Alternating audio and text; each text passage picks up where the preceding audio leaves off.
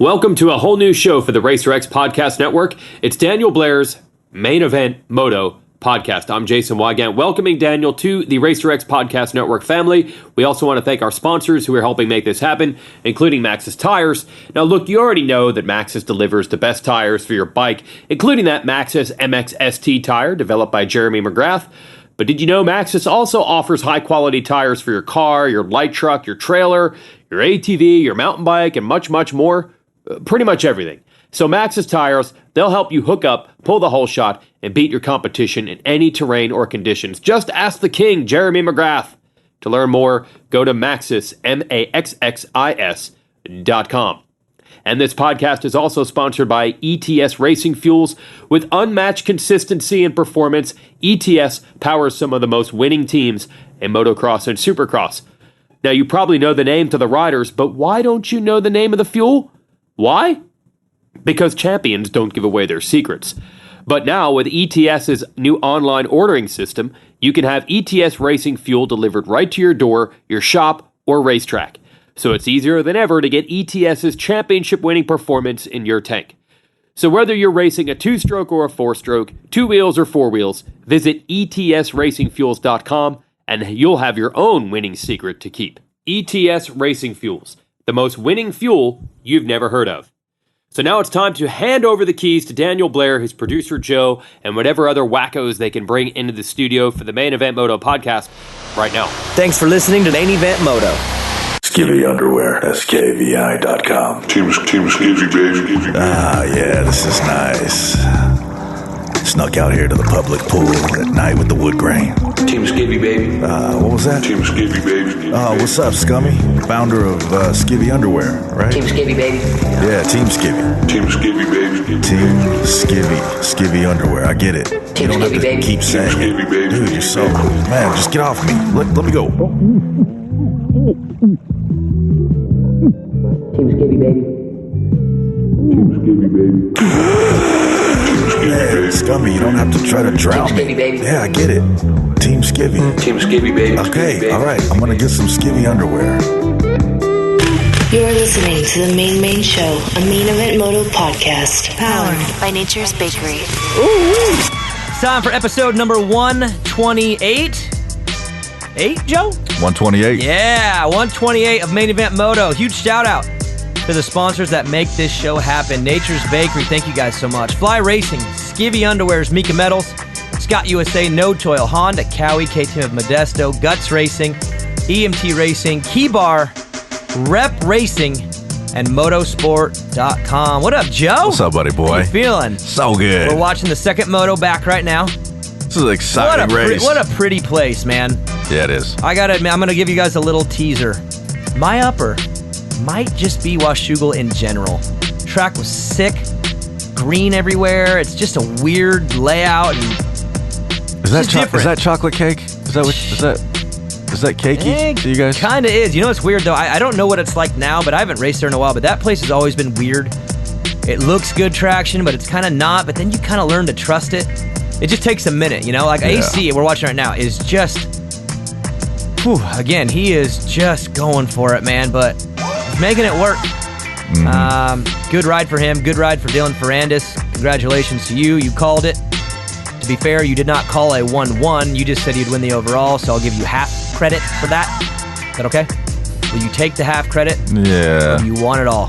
Don't give him half credit. I want it all. Joe gets full credit. All right. Chris Cooksey has joined us in the studio, and he has come out in support of producer Joe getting full credit. We'll get Adam again, knocking over a yellow track marker. Cooksey, right off the top, is Adam's playing with fire, dude. Like, he is off the track, on the track, off the track. It's working, but I'm scared for him that it's just going to be one too far. He is playing with dynamite. You remember how Faulkner were like, oh, he crashes every practice. When's it going to bite him?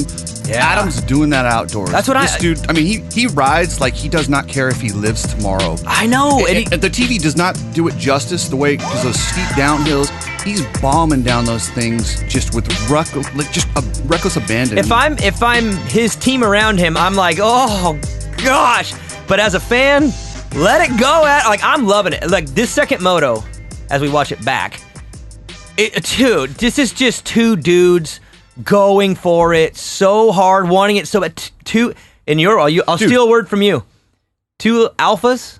Yeah, absolutely. You had an article, was that last week or 2 weeks ago? No, it was last that week, was after last week, Millville, yeah, after yeah. Cooper Webb's win. Let me clarify. When I talk about alpha, I'm talking about that mentality, that I'm going to kick your ass mentality, that not necessarily the best guy on the track, but the guy that fights the hardest. That's an alpha. Well, to me, an alpha is too, Joe, back me up on this.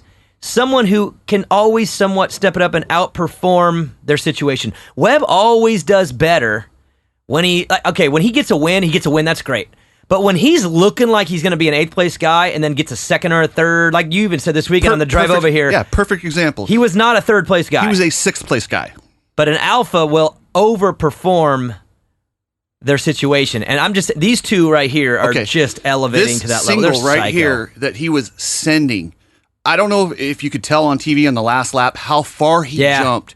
It was insane. In the press conference, I go, Adam, dude, do you worry, he's in the title chase. Do you worry about blowing a wheel, breaking in front? Like, why do you? And he's like, nah, definitely my back hurts, dude. God, dude. But he's there.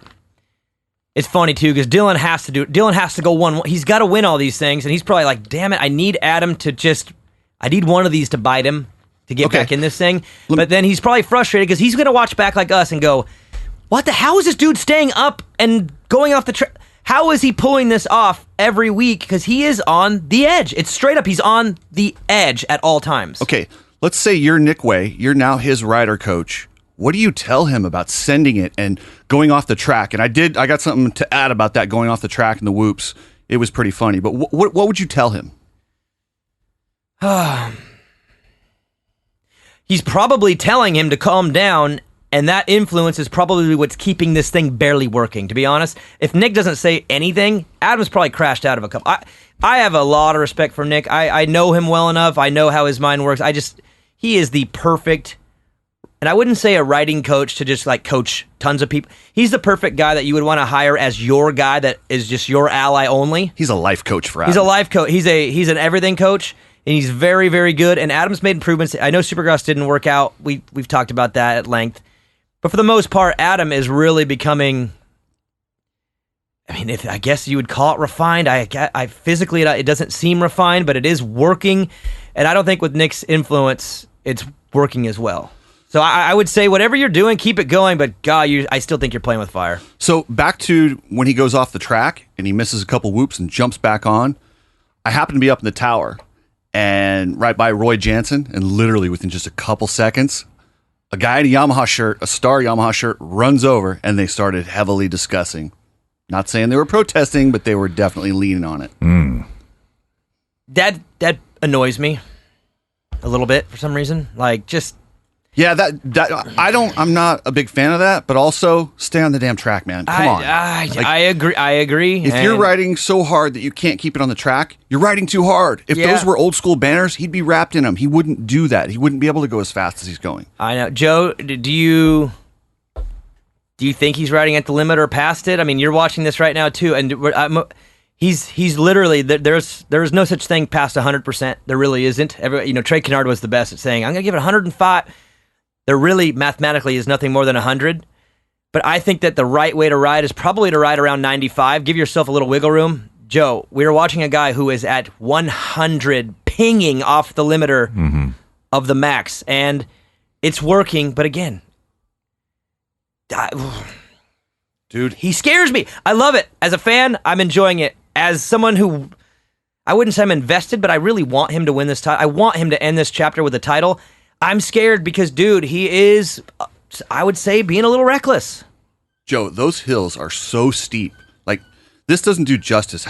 I'm genuinely scared for him. It makes me cringe. The whole crowd follows him and you hear, ooh, on every bump because he is just, I don't think that Kawasaki is nearly as fast as that Yamaha, and he was overriding the shit of it. Well, and that's his biggest problem too. And I will say this right now as a precursor to questions that I know are coming, listener questions. You can say shit. Just not the F. Yeah, you can say shit. No F bombs. Yeah. Okay, cool.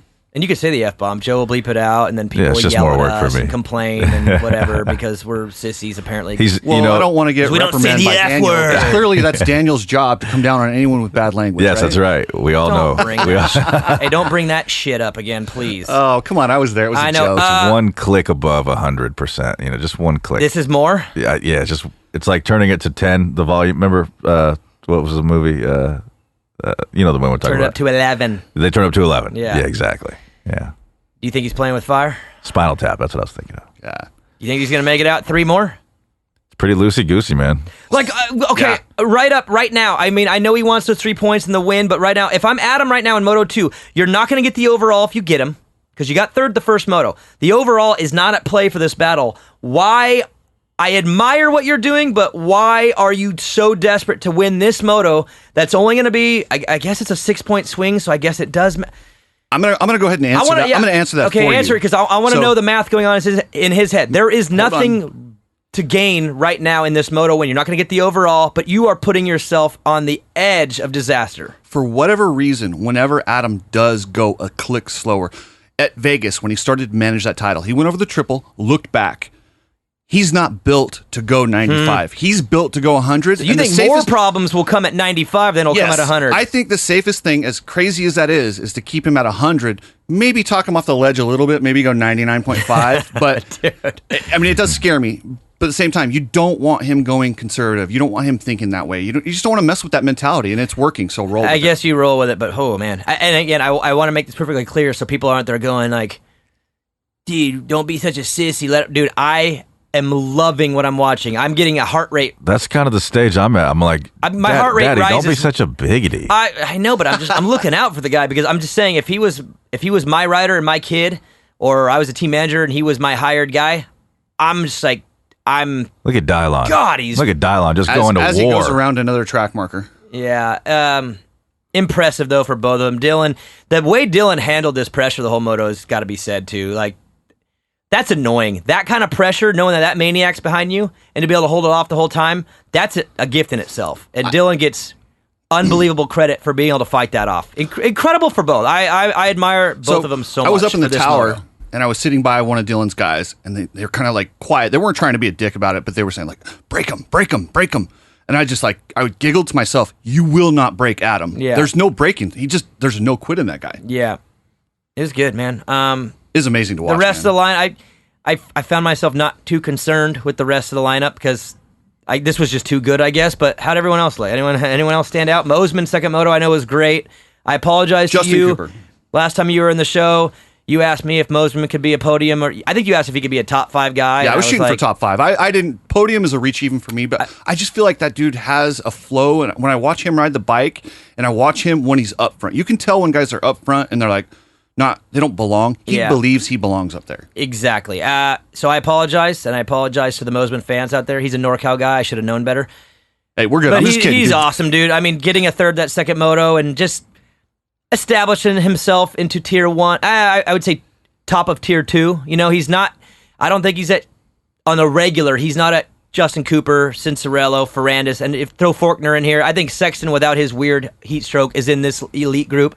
Mosman has taken control of that second tier group, or he's at the near it with Nichols. Yeah, he's right there with Hampshire, Nichols. Exactly. And if he continues to progress, if he does the leap that he did this year again, he might be then the next guy. year he could be winning races for sure. I guess I'm one of those believe it when I see it kind of guys, and now that I'm seeing it, I believe it. It's maybe a little unfair, but props to him. Justin Cooper, good first moto, second moto, kind of. He did this last year, and I don't know what's going on with him. I don't know if he just can't. These two right here, they probably could have ran. These guys probably would have beat Roxon at the speed they were going. I mean, they were going so fast. It was crazy.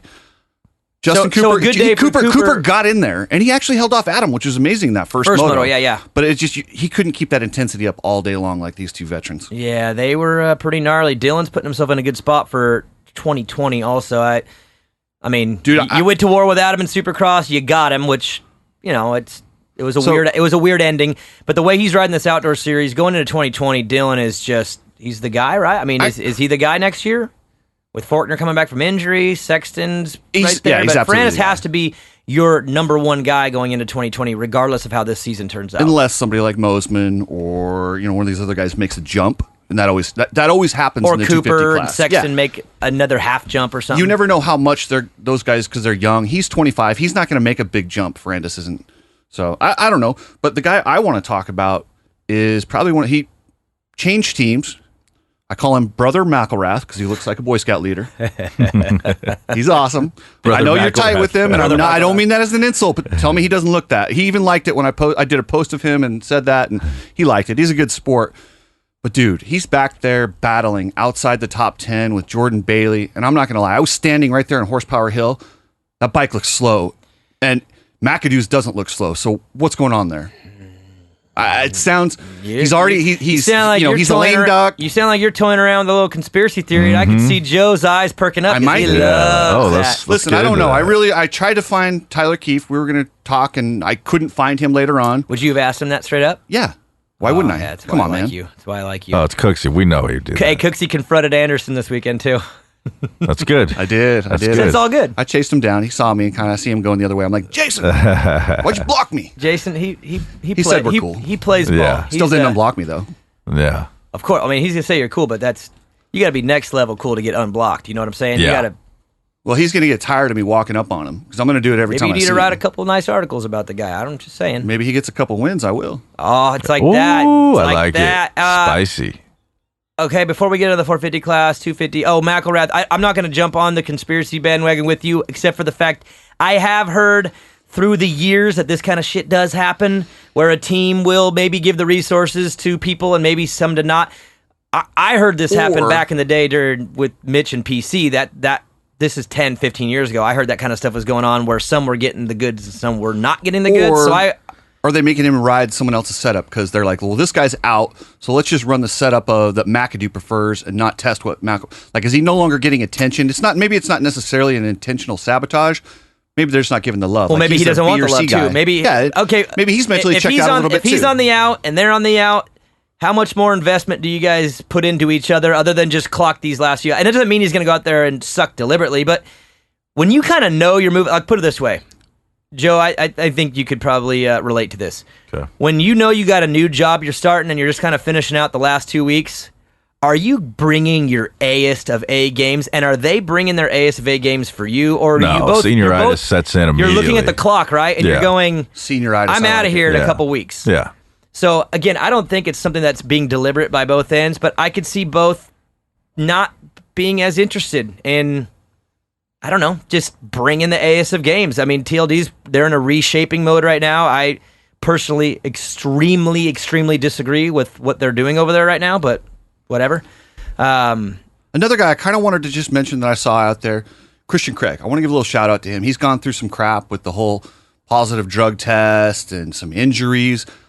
It was cool to see him go out there and fight the entire moto and wind up. I think he wound up like 10th, which for him, coming back from all that, that's actually not bad to jump in a series in the middle. So, yeah, I've been digging around and trying to poke around on that to find out what the deal is with that. Obviously, you're going to get a pretty big wall as far as finding out. I was hoping. But I am Vincent. What's Vincent say? Vincent doesn't know anything. Like he doesn't. Even know they race dude. Washougal. Okay, I have heard from a specific doctor who has worked with riders.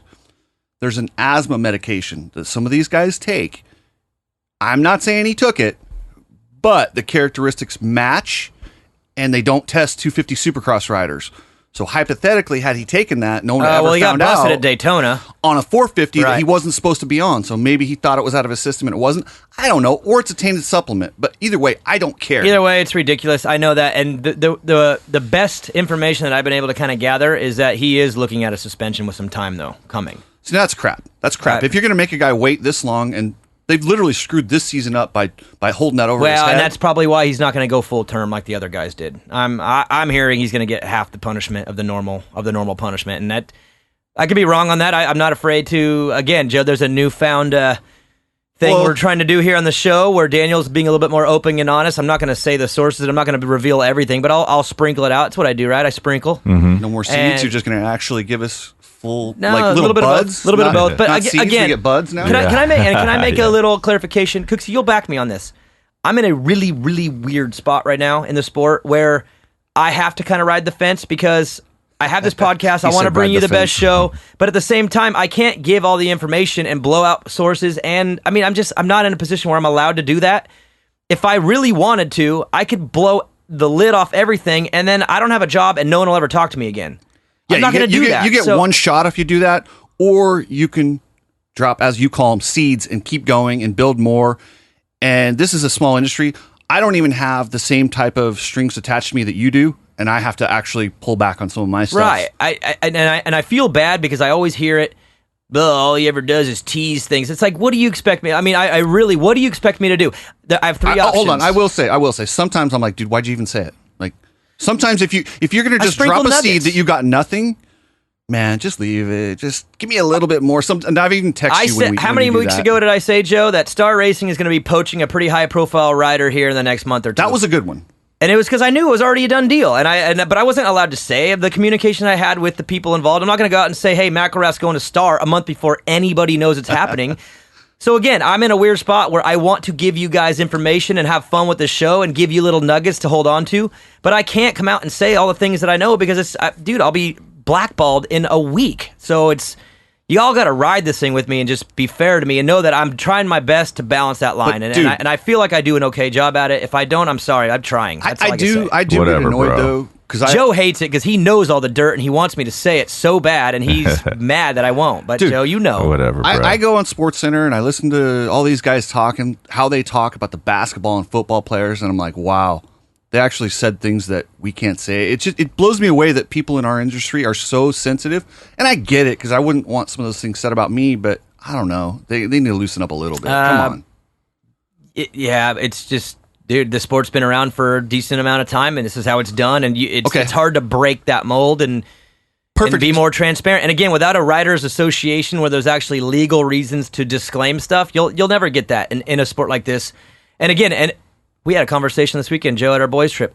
In this sport, when it's not teams and it's not franchises and all that kind of stuff, it's an individual sport. You're never, ever, ever going to get that combined unity with everybody. Because at the end of the day, like people always talk about a rider union, we need a right. The only way that happens is if the toppest of the top dogs all go, and they're not going to do that. There's no benefit for Ken Rocks and Eli Tomac, Jason Anderson to combine and join forces for some power. There's no reason. They're killing it. Like, there's no reason for them to do it. No, I had a guy break it down for me how it could happen. It's going to take a really, really rich person to come in here and put up $50 million guarantee on their contracts. So That's if impossible. something happens, he can pay. No, but I mean, sounds great. that's That's where we're at outlandish. right now. But if you're trying to tell me some rich dude that likes the sport, they come in and out of the sport all the time. If we get a rich enough guy to put up the money, go to everybody, and guarantee Roxon, Tomac, all these guys' contracts, it could happen.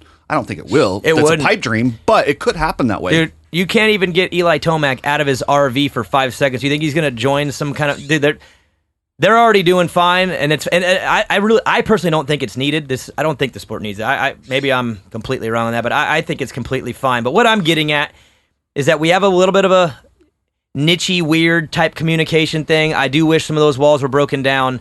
But at this time and day, it is what it is, and that's why I'm like I said, I'm doing my best to help you guys out with information that I know without just blowing the lid off things and ruining my own life and career. So you got to bear with me and perfect example of how silly it is. Okay, so Adam Cincerello, we all know he signed with Kawasaki for a 450. Yeah, I asked him about it in the press conference. He goes, "I don't want to talk about that." Yeah, and I get that they won't let him. Darkside asked him halfway through long time Supercross, ago. and he But, like, flipped out, right and it was now- already a done deal. But like right now, like we all know, it's like you're a couple weeks from announcing it. In what world does Kawasaki think that their press release is ever going to make any noise? Who cares about your stupid press release? The industry knows. Yo, Kawasaki, we have Instagram, we have it's out. Stop trying to control the narrative and just let it go and guide it. Well, good luck. I'm going to keep beating that drum. We'll see what happens. Yeah, that's a hard one to beat too. Don't be too crazy because you don't want to get people mad at you online. Well, you're already in trouble online all the way. Dude, have you ever looked underneath my columns and seen the comments? I have. It's pretty brutal. If I was sensitive, I would have issues. Hey, speaking of playing with fire, you're the one that works for Vital MX. That's all I got to say. So no, and I'm cool with it. Hey, you dance with the devil. If you're gonna bro. take the time to read my article and post and take the time to comment, dude, you can call me idiot, call me whatever you want. I like your articles. I appreciate it. I'll tell you right now, you're doing it right. As far as pushing the boundaries and writing strong, opinionated articles that aren't like, here's what happened, and let me give you 1% of my take on it. You're going all in on your take, and I appreciate it because it's honest. And whether I agree with you on most things you say, but not everything.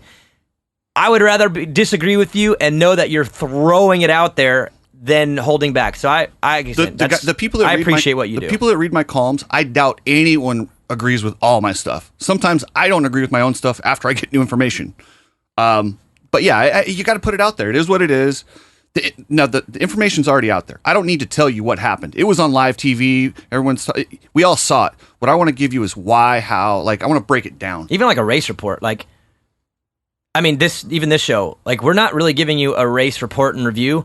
We're sprinkling what happened. You all know what happened. We're giving you our takes on it. And that's where the game has changed too, though, because there's no more reporting news. Everybody sees everything, and you can just follow Racer X's Twitter. And you can know exactly what happened. It's getting a blunt opinion on what happened. That's the fun part of journalism. That's why this podcast is fun. Going a little off subject there. Did you see Adam go around that? Mm-hmm. Yeah, and, dude. When he hit the gas, he roosted all the fans. And what's your opinion on that? They loved it. They loved it. Probably. Oh yeah, they loved it. But I mean, do you think like? I heard these Washougal fans get wild. They do. Oh, dude. Oh, yeah. There was so many fans. Okay, actually, let me interrupt you right there. Joe. Uppers and downers right now, because that will help lead into what I know what he's about. Let's do it. Uppers and downers brought to you by Fly Racing. Ooh wee! Can I go first, Joe? Yeah. My upper is Washougal. The place.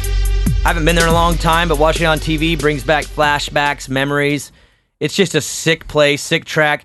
And obviously for me, Redbud, Millville are probably my top two, whatever. But Washougal doesn't really get the credit it deserves. It is so unique. The soil is like nowhere else. The winding in and out of the trees, it's just, overall, I would say it's one of the better ones, mainly because it's so unique. And just watching this track and the way they really, I feel like they tried to slow it down. Even the lap times were longer than most tracks. They put a lot in it, and it was just like the corners were notchy and weird. It was technical, but fast and easy. It was just a perfect combination, and I think that's why the racing was so good. It's because the combination of soil and track design was just money. And I didn't see a lot of, I didn't see anyone really get hauled off. It seemed like a pretty safe event overall. And man, when we were rolling up there, and this is my first time Washougal, right. I was like, there's a track up here. This seems like somewhere where I take the family camping. There's a river. It's just in this area. It's what I dream of. Yeah, and I got there, and then there's so many. Dude, I'll tell you what. And motocross is alive and well. Oh, Pacific Northwest kills it. I mean, Motorsport Hillsboro is where we get all of our bikes. I always have. Evan now gets all his. He's right there out of Portland, and that's a good little scene. Their winters are a little tougher, but for the most part, that's why their guys are all good mud riders. So I think they just put up with it. But dude, it thrives up there. And again, I will throw the weather in there as a factor, because if it was 100 degrees and gnarly humidity, you probably wouldn't have liked it as much as you did. In fact, it probably wouldn't look that way. Yeah. But overall, the weather, the track, the environment, the trees, the racing, it always seems to produce, but it always kind of gets thrown under the rug as like not a cool one. But it's kind of one of the coolest ones of the year. So you know? I'm going to compare this one to Paula. Dude, I'm not going to lie. Paula felt like a glorified just local race. It was crap. It was hot. The track was weird. Track was a manufactured. It didn't have this feel. It was a it wasn't authentic. No, feeling. but man, you go to Washougal, you get the. If somebody's never been there, you've got to go. You have got to go to this track. There was so many people, but there's so much space on the hill. So do you feel if there's someone out there who wants to do outdoor or go to one and blah, blah, blah, like, because we get hit up by international people all the time that'll DM me and be like, dude, I want to go to a Supercross. Which one should I go to? I want to do an outdoor. Which one? I would put Washougal near the top, because you're going to enjoy more than just, it's a great event, great place to be. Again, like Millville is rad, Redbud's rad, but dude, there's a good possibility you're going to be dealing with some grueling circumstances with the weather and everything. Washougal is almost guaranteed to be good every time. It's perfect. I literally loved everything about it except for all the dirty hippies in Portland. That's not Washougal's fault. It is where it is, bro. You got to fly in and out of there, man. That's your fault. Why don't you fly to SeaTac, bro, and drive down? I'm good. It was pretty close. Portland's a weird area, man. It really is. It's definitely a little trippier, but at the same time, this race and this track was dope. Joe, can I sneak in another upper? Yeah. The new fly gear's out. Look, I'm a fly homer, whatever. I'm not afraid to admit it. They sponsor this show. They sponsor me and my kid, whatever. I'm stoked on them, dude. They're killing it. The gear looks good.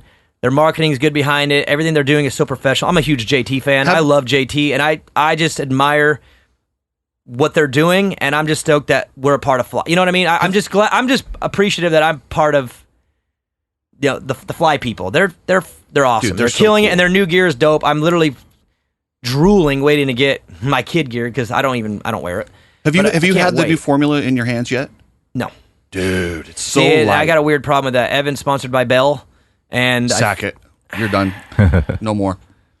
I feel Why would you bad. wear an inferior helmet, Daniel? I know. Dude, I like the Bells though too. Cone EPS, 12K carbon shell, Okay, Rheon you're speaking pucks. in tongues, bro. I know what we're talking about. Like, what are you Okay, talking well, about? simply look at the catalog and look at the impact testing. It's the safest helmet I on the know. market. That's an independent lab that did that. I know. I They know what bought all they did. those helmets. It's good. And don't get me wrong, I'm not trashing the Bell. Bell's a good helmet. I believe think that all they the- were right there on that test. All the That good was- all the good ones are really good. And I know Fly went to outperform them all, and I'm sure they did. I'm just weirdly loyal, and Bell like hooked Evan up, and I feel so bad like calling them and being like, "Thanks for the hookup, but I'm just leaving you now." I'm just in a weird whatever. I don't want to get into that, but You just told me how much you love Fly. I do. The gear's on order. I'm just busting. The you. gear's It's on cool. order. It's funny too because Evan doesn't like Tomac.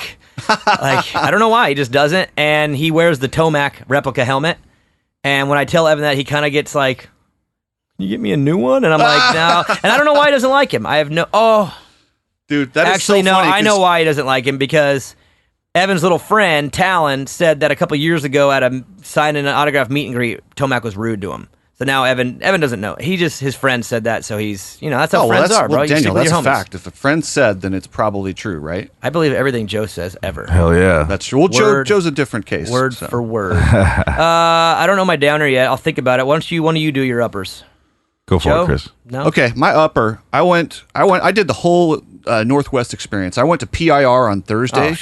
Dude, PIR, Daniel, you're a legend up there. They had all the previous winners of that race, and I you got the won dub it. there one year. He did. You're right there with Weston Pye. Nice. and a lot of those guys. Nice work, Poppy. But the local my guy, buddy TB My upper. 69. What number is Bowers now? 69. TB 69. He Yeah. won that thing. He didn't. Dude, he got worked. There's a kid, Dare D. Martel. Hey, that's my local boy. Smoked him. Dude, It's my local boy.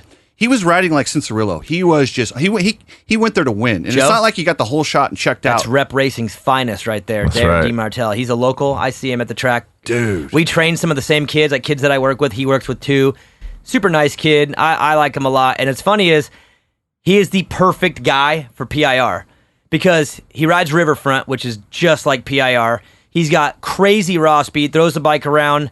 He's not as developed with his Supercross skills, but PIR's got some big booters. It's not enough technical. big booters. My God, that It's looked not- like something Robbie Madison would hit. It's sketchy, but he's just the perfect blended rider for PIR. And when I knew he was going up there for that, I was like, oh, he's on the podium for sure. When I saw that he won, I'm like, atta baby, bring that shit back to NorCal. That's where it belongs. He won. He didn't just win, dude. He charged. He was started about fifth, started picking him off, and then just checked out, dude. I mean, Bowers and Brees were coming through the pack, and I swear he was going faster. I wish there was no lap chart, so I couldn't tell. Right. But I think, and he kind of slowed down at the very end, and they kind of reeled him in. But I think he had something for him all race. It was badass. And another upper on that. I'm gonna just kind of make it 2-in-1 uppers Yeah, here. boy. Dude, I could not believe how many people showed up to watch that race. There was like twice, Oh, PIR? two or three times the amount of people that were at the National at Paula. Wow. Dude, the one, it did kind of suck getting in there because, man, It's hard in there, but 2.5 hours. You do know in the why, car. though. Why? Ladies are free, bro. Really? Chicks are free at that rate. Yeah. Oh, dude. I'm telling you, dude. Dude, you they wanna know throw, how to do it, You want man. to throw a party? That is a party. up Bring there. in free chicks. Or not bring in free. Free that, chicks. that really is not. That's not what I meant. Let it be free for the chicks to come in, and the dudes come in too. Because you know what? The dudes want to go where the chicks are. So So that's why Ronnie Mack was there. they run that race like a event and a party and a chill. Rick Wilder, he's a good friend of mine. He owns it. He runs it.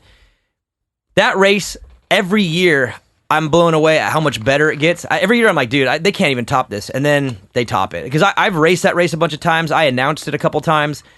I haven't been able to go in a couple of years, just schedules don't work out. But Dude, they do an unbelievable job, and the timing Thursday night before the race, dude, it's a great event. Great event. Dirt is just the best on the planet. Oh my god, it looks so good. They bring in some good stuff like to mix in, and they really care. That's when a promoter like literally cares so much about the presentation, the look, the track, the vibe. They really make the extra effort so that people like us say afterwards how unbelievable it was. All I ask is please get us in there quicker. Honestly, I was getting in there. I took my brother-in-law with me. We waited 2.5 hours. He was burnt. He was like, dude, this better be really good. I'm going to be pissed. He was satisfied. It's awesome. But if you could get us in there in an hour, money. Yeah. All right, downer. Not really down on anything, I guess. I don't know. Joe, No I'm just not negative down today, right huh? now. I'm just not negative. You're not down? That's good, brother. I had a great weekend, boys' weekend. Me and Joe went out. We had our boys' weekend this weekend with Hobo Nick, and just, I don't know. I do well after a nice little reset on life, so I'm just positive today, Joe. That's Even today, good. the lady at Starbucks on the way here, Yeah. normally probably would have been a little on the annoying side to me. I just told her, like, thank you so much. You were and gonna hope let have that a get you great down. day. And normally I'd be like, dude, don't talk to me this early. Just give me my bagel and my coffee and just, like, don't be so friendly. I'm just in a good mood. I had a great weekend, and I'm not down on anything. Am I allowed to have no downer? Yeah.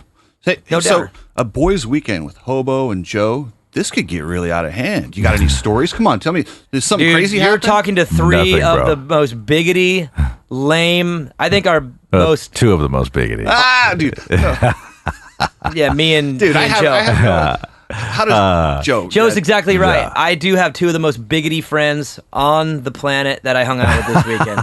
You're right, Joe. I was gonna lump myself in with you, but if you want to just say it's the two of you, then you're right. Just you two lame bigoties. But Yeah, no, totally. it didn't really get. Wow, dude, we're mid 30s, man. I mean, we actually looked at the counter at one time and we were laughing because in the olden days it would be like all beer cans and a water bottle.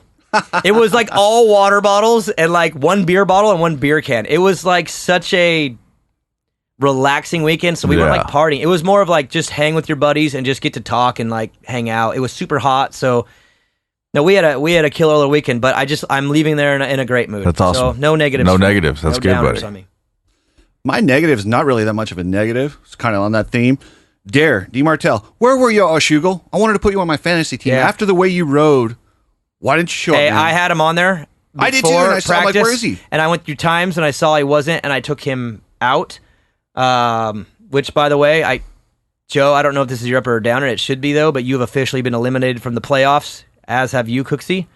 Again, my fantasy league, top 75, make it to the playoff.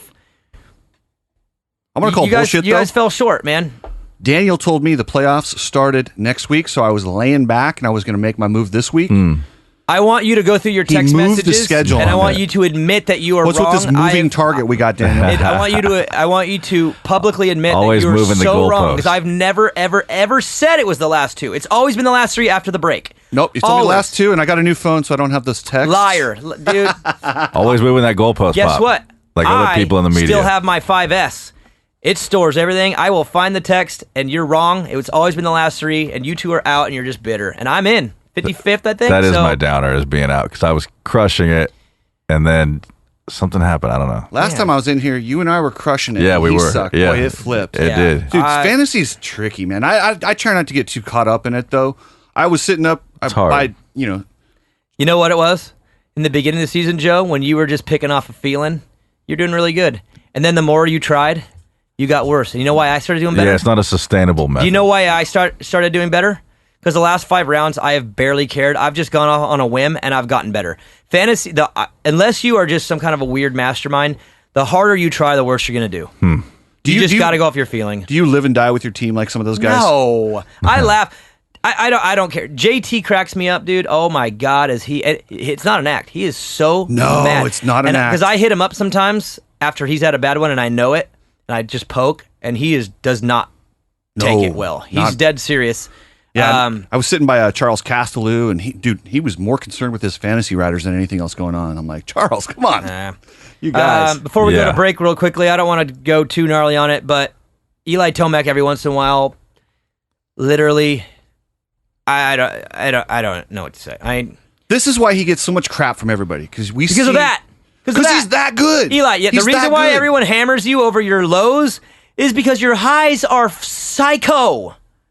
Dude. Okay, my brother-in-law's a casual fan, but he's been around through the 80s, 90s. He's like, dude, I don't think I've ever seen anyone ride a motorcycle as fast as he went. Even James Stewart, and I thought that was a little much. Yeah, but the fact that he's in that conversation, that's why we get befuddled when you don't dominate. Because he officially, without question, has another gear.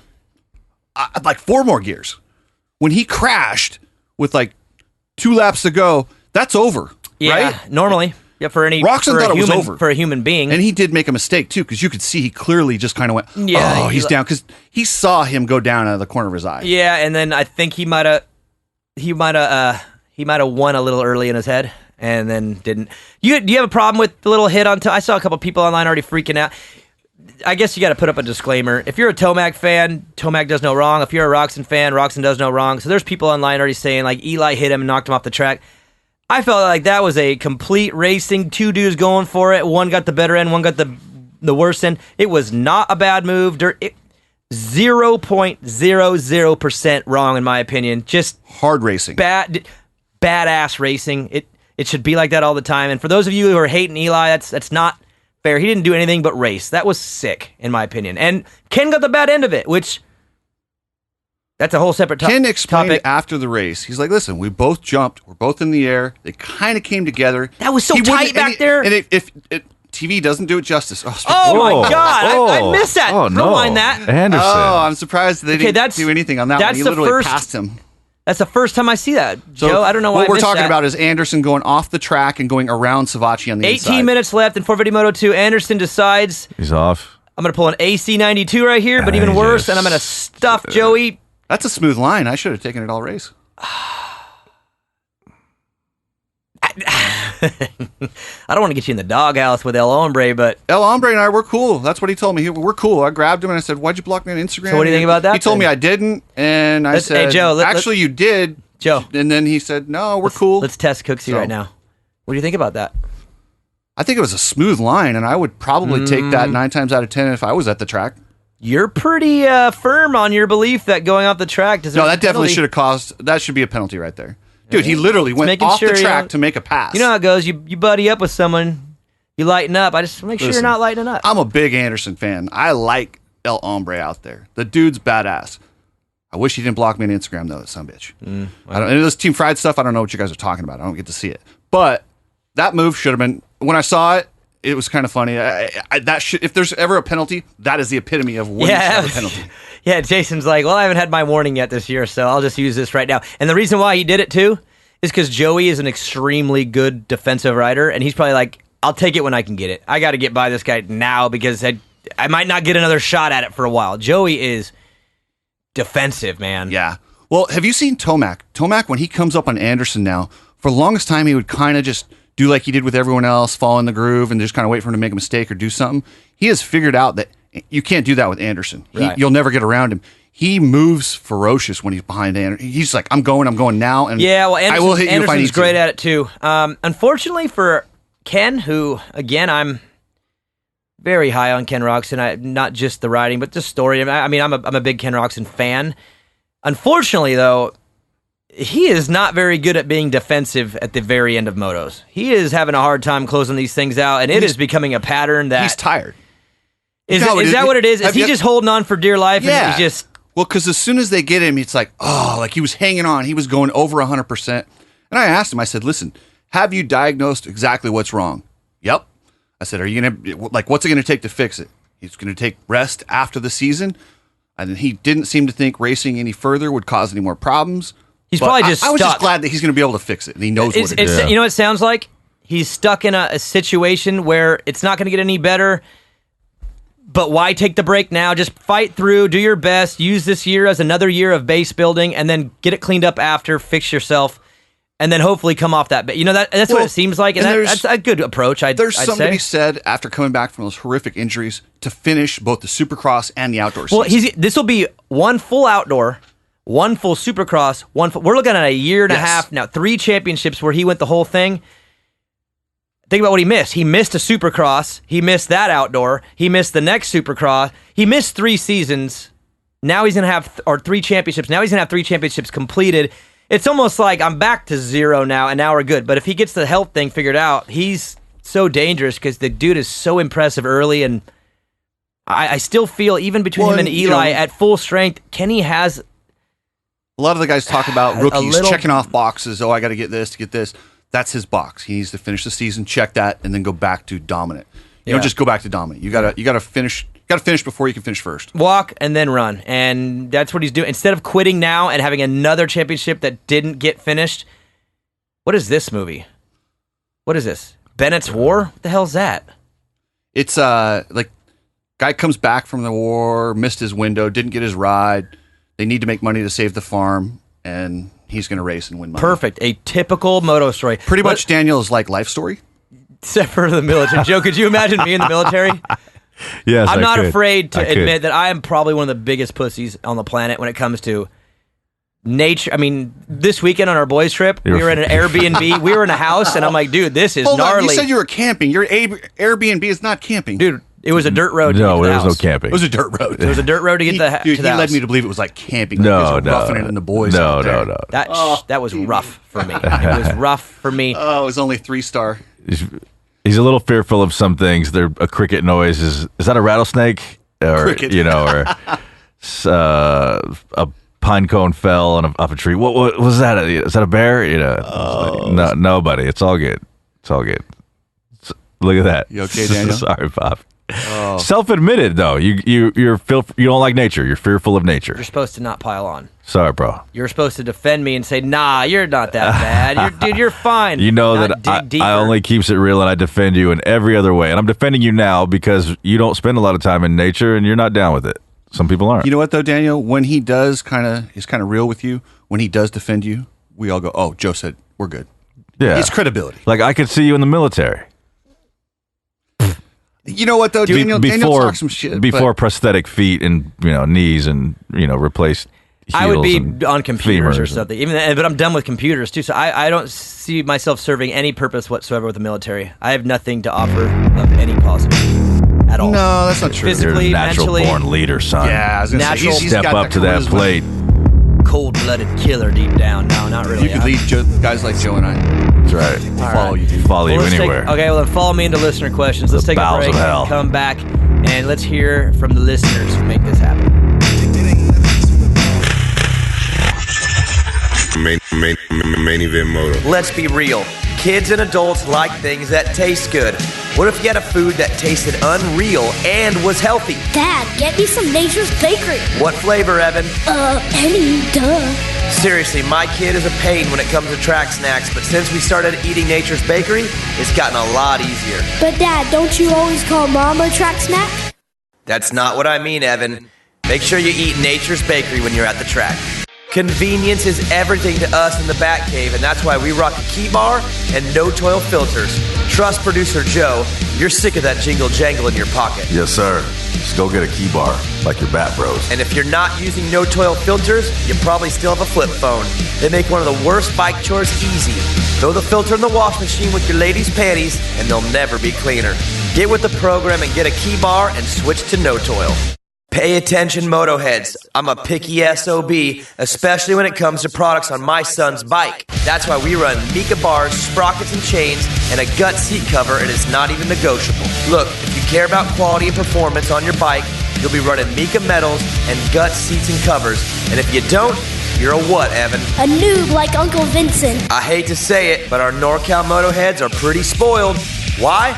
Well, where do they ride, Joe? Riverfront, East Street, and Prairie City. And don't ask me who takes care of them trackside and during the week, because it's EMT Racing. And who takes care of them trackside during the week, Joe?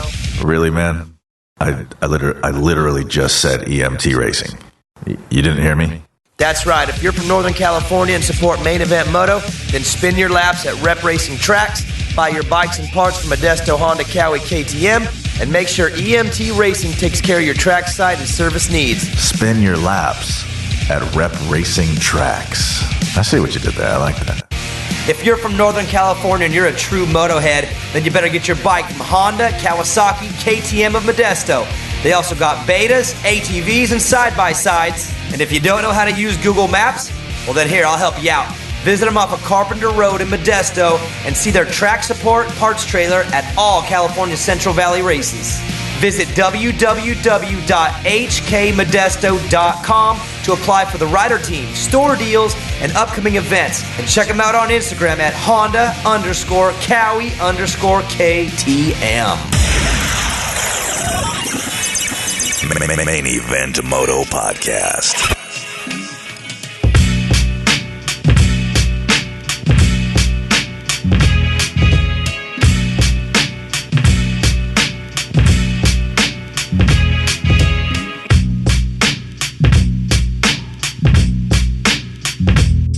Back from break, and Joe and I have a sort of crush on a certain politician. Stop it. Don't blow it up. There's a politician out there that we both, I don't know. Pete Buttigieg. Sorry, you said politics. I stopped listening. Yeah, exactly. Sorry. Exactly. I just had to show Same Joe. Here, Cooksey. I just showed Joe a little Instagram video of this politician who is working out and doing yoga. Yes. Unless it's Adam Cincerillo, I don't want to hear it. Same here, bud. Speaking of politician, that dude. LQ's coming at you fast and Ryan hot. Dungey, governor of Minnesota. Adam Cincerillo, governor of Florida. When this is all said and done, You heard it here first. They're both. I called the Campaign manager, Joe? Dungey. I called the Dungey political campaign a long And time Daniel ago. Blair, city council member in Stockton. Book it. It's true. Blair for 20. When am I running, Joe? How much longer? Probably 24. That's way too quick. I'm not ready for that yet. All right. I got things to accomplish. 28. You have to run for a prison warden? Prison warden? Yeah, to be the warden, you run for that? I don't think so. Well, sheriff, you got to elect, right? Yeah, sheriff's I elected. can be sheriff. I'm going to be the city council I don't know member in about that Stockton background check. in It's a like little 10 shaky. years. Yeah. All right. Listener questions brought to you by Scott USA and the Prospect Goggle. Joe, take it over. You're in control. You tell us when to speed up and slow down.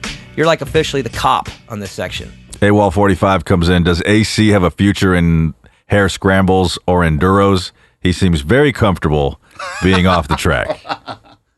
No, because you have to get by the marker. Like, you have to use the markers or you lose points and time in those races. So, no, absolutely not. But the dude could do anything he wants. Just please stay on track.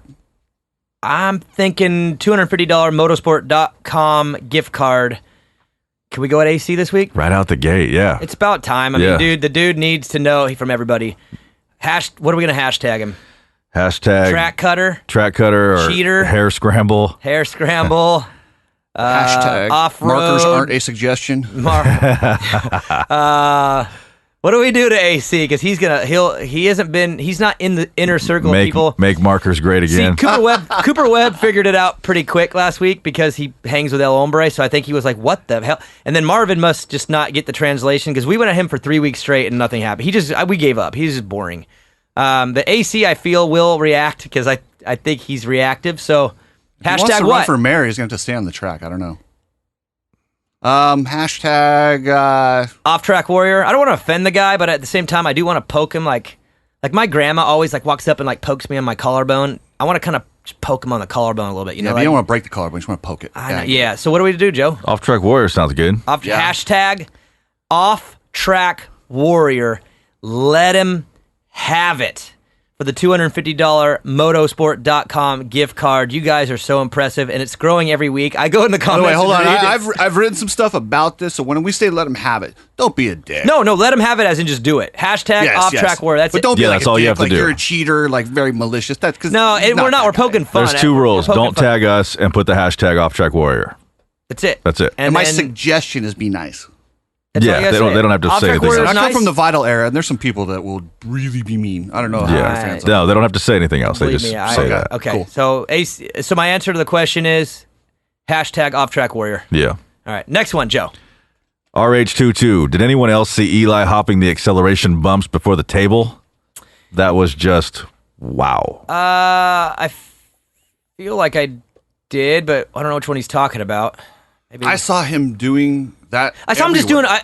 I was almost in like a state of blur the second moto at least. So he always does weird things like that. Actually, you know what? To be fair, he kind of does it. He's normally just powers through like a lumberjack warrior. He just kind of like fights through bumps. But he was doing some little technical type things that I normally don't see. It's probably just the soil that helped with that. But he seemed like he was doing more creative stuff than normal. Normally, he just outpowers everyone. This was a combination, I thought, of power, technique, finesse. What I noticed is one of he his stands freak up. moments for He sure. stands up longer going into the turn than most of the guys. Other than Roxon, he was standing up over those braking bumps, so his bike was working better, and he hit that berm, and those berms held him. Unlike some of the sand berms that he blows through, so much so that that's how he laid it over all the way down to his his clutch lever hit the ground while he was just accelerating. He thought that was his moment to make the pass, and he went for it and fell over. Like, if he would have stayed up, he might have got him. I mean, it was gonna be close, but I think he went in that corner and went, "This is my shot. I'm just going for it," and it cost him for a second, and then he got up and you know what's strange though is crazier. the lap before he did the exact same thing, But didn't and go I think down? I think his lever touched there. You'd think he would have picked up on it, but he, like I said, he saw Roxon and knew it was his moment. And yeah. I would say it's a mistake, but he clearly made up for it the next. Dude, somebody did his lap time that he fell was a 2:19. And how many seconds was he down?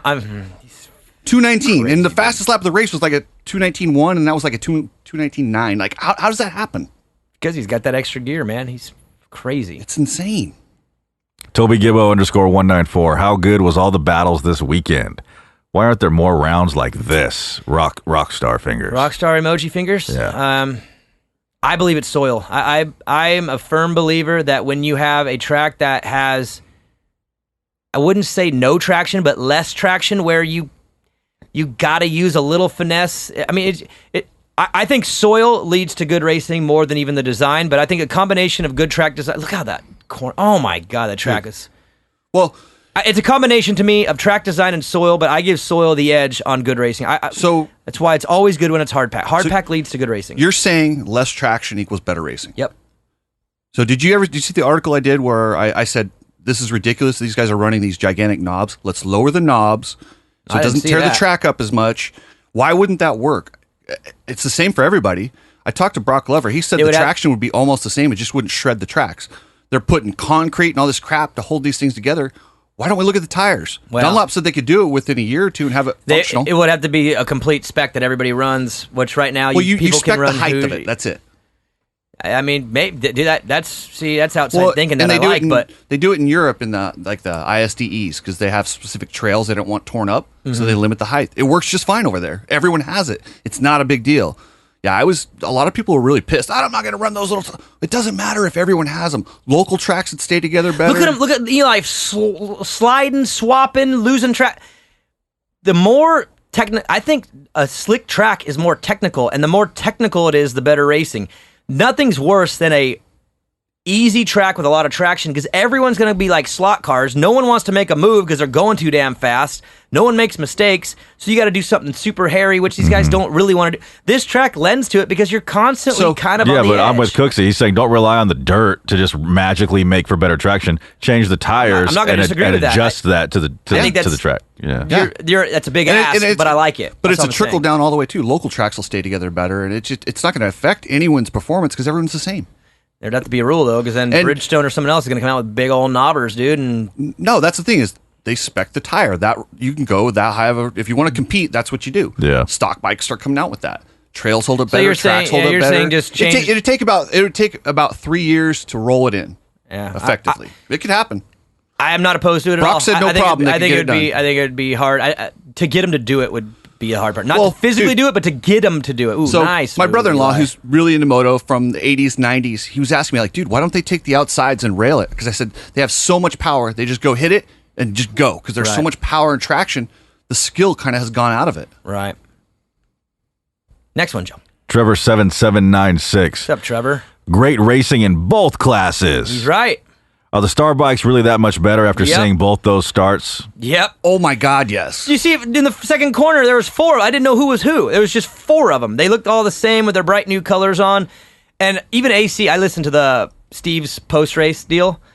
AC is like, dude, he could hear. They're everywhere. You could hear them. You know which bike. The Yamahas sound a little different. Yeah, they're better. They're better. The 250 class, motor means more than anything. They own the motor department. It is what it is. At one point, I was standing about 3/4 of the way up Horsepower Hill, and those Yamahas came through there, and they're just like bouncing. Meanwhile, AC's literally like manualing and pumping, and just it's still losing a little bit of time. Right. But dude, him going downhill, Yeah, it's different. You don't need the power downhill. That's more balls. He was making it up with pure Yes. courage. Yes, Trevor. Those Yamahas, they're Not fair. it's kind of not, to be honest. Hold on. Do you think the other manufacturers should look at turning their motors around?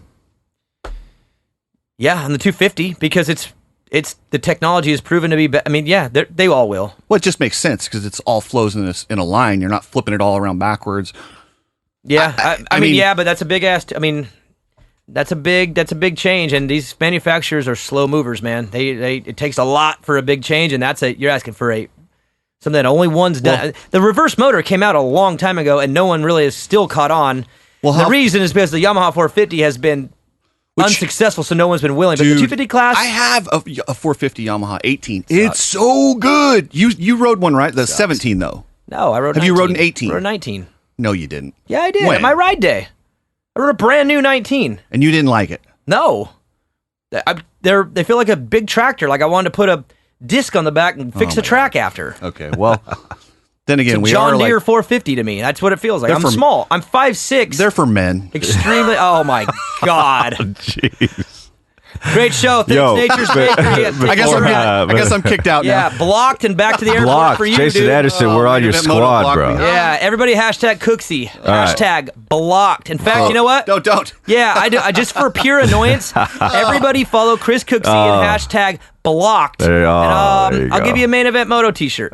Guess what? I won't block a t-shirt to whoever won. It writes the most unbelievably disgusting thing on his. That's not right, Poppy. That's not good. That's dirty. That's not good. You're the one sitting here saying, "Don't poke the collarbone too hard." Motoheads, punch me right in the collarbone. Motoheads, listen to me. Okay, your dad is getting a little out of control. There are no Main Event Moto t-shirts. Yes, there is. There's 4 left. I don't even have one. Okay, there's 3 left. There's no point in doing that. I'll send all. Although 3. I do like the hashtag blocked. I like that. That's hashtag block Cooksey, and then throw a little extra spice. Yeah, on and there give him for a me, follow. please. It just it's always good to do. Give him. Thanks, Joe. Look out! Hey, if you got my back, let him know you've got my back. Because he just punched me in the collarbone. Remember we talked about poking collarbones? Grandma poking you in the collarbone. Hold on. He said I wasn't a man. Hold on. You shoved me first by saying the Yamaha sucked. That's not you. Because I just told you how awesome. I shoved Mr. Yamaha. And I shoved back. Mr. Yamaha. I shoved back. I could shove him. Yamaha is not you. And with a hand You're not Yamaha. You're wearing a red shirt. I don't care. I ride whatever I feel like. I know. And that's the bike I feel like riding. Hashtag blocked. Because I'm a man. Hashtag not a man. Trevor had a second half of his question. He says, and producer Joe, who's going further in the playoffs next year, Lakers or Clippers? Do you guys have an opinion on that? The Jazz. I'm all in on either one, on neither of them. You know who I'm rooting for next year in the Western Conference? Everybody except for the Lakers and Clippers. Oh, wow. Screw LA. I hate Southern California anyway. So I think the Knicks are the best. No, just kidding. Hey. I'm not that far out of touch. The craziest thing ever. The new valuations came out. The Knicks are the most valued franchise in the NBA. I guess because you're in New York City. That is a dumpster fire of a franchise, and they're number 1, Joe. They pass the Lakers in business valuation. Location. Exactly. The 3 L's of real estate right there. Right. I'm going to say Clippers, and we'll move on. AWOL45 comes back with another question. Is there any significant pay difference between winning a Supercross Main versus outdoor overall, or Supercross Championship versus outdoor championship? Like from the manufacturer? He just says significant pay difference. I'm assuming between if winning. he's talking championships, then he's probably talking about like the factory team's pay. He said Supercross Main versus outdoor overall, and then Supercross Championship versus. If it's just the outdoor purse of the championship. race, I don't even know what the purse is anymore. It's I don't pretty know. similar in both. It's And even completely with ridiculous that you couldn't even pay for your gas in the semi on either one almost. The champions, but the bonuses from the teams they're pretty similar. You're looking at $100,000 for a win in the 450 class with $1 million championship bonus. In the 250 class, you're looking for $50,000 for a win and $500,000 for a championship, give or take whatever manufacturer. I've seen 3 contracts from 3 different manufacturers, and they were literally inches away from each other. They're the exact damn near the same. All the teams are the factory teams anyway. So this is part of the problem with this sport. These guys don't make money from the race; they make money from the manufacturer. So if you are a privateer and you go win this race, you make a little bit of money, and I was joking. You make a hell of a lot more than gas money, but you won't make a really good living. How come 30,000 people were at Washougal, yet there's not a decent purse? Every other sport, professional sport, pays on average between 50 and 60% of the profit to the players. Mm-hmm. I'll tell you, we're at about 6 right now, 6 to 8%. I'm a wow with my ballpark figures. That's ballpark. I'm sorry, I was ballparking it. I'm a huge supporter and believer of capitalism, and one of the most basic premises of capitalism is supply and demand. And nothing's changing because there's nothing changing. The supply and the demand are pretty much equal. So as long as they're still filling the stands and as long as the riders are still filling the entry forms, why would they change? I mean, if I'm a business, I'm not changing. I mean, of course, I personally, I'm soft, so I would definitely want to like help people out more. But that I can't speak for everybody, but I'm just saying, supply and demand is what it is. They're still showing up, so why would they change? If I'm MX Sports or Feld, don't you think you can actually make the product better by putting more money out there so you have a thicker field, you have more people that can do it career-wise? Don't you think that's a better long-term investment? Maybe, but at the same time, I don't know. I mean, that's just one variable of all of them. I don't know. And you're at that point, you're not so dependent on the factories. If they decide to pull out, you're not. Look at your Osborne's series got doesn't a go yellow away. stake in his back wheel. Yeah, it stayed all the way around to the whoops. I know there's a lot of variables to that. I do believe that you need to invest in your own product.